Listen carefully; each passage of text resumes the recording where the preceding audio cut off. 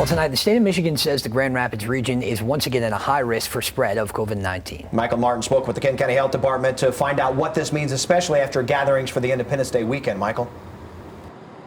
Yeah, guys, good evening. 60,000 cases in the United States identified Tuesday.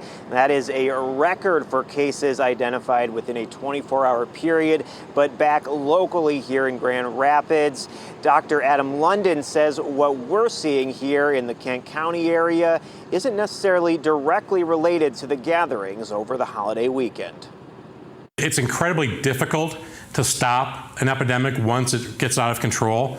And right now, we don't have this under control as it is. Dr. Adam London of the Kent County Health Department speaking with Fox 17 Wednesday regarding the Grand Rapids area's risk for transmission of COVID-19 being moved this week from medium high to high. Our test positivity rate continues to stay somewhat flat. About 3.7% of all the tests conducted are coming back positive.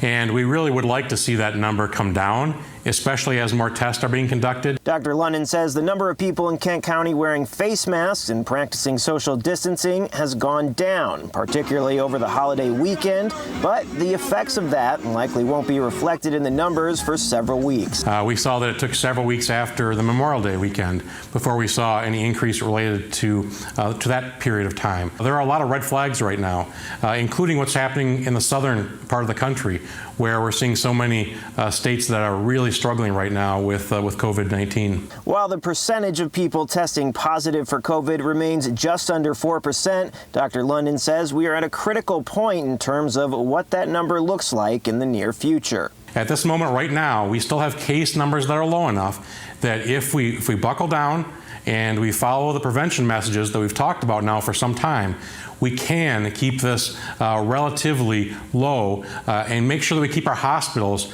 in good shape to deal with the most severely ill.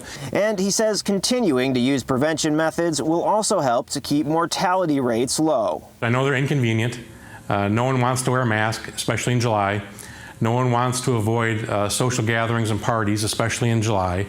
But these are, unfortunately, the tools that we have if we're going to make a dent in this and if we're going to protect lives in the near future.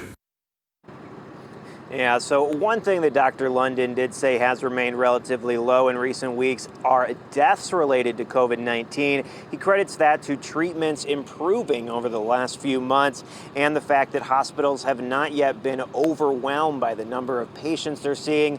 But he reminds, of course, that could change if these numbers continue to go up.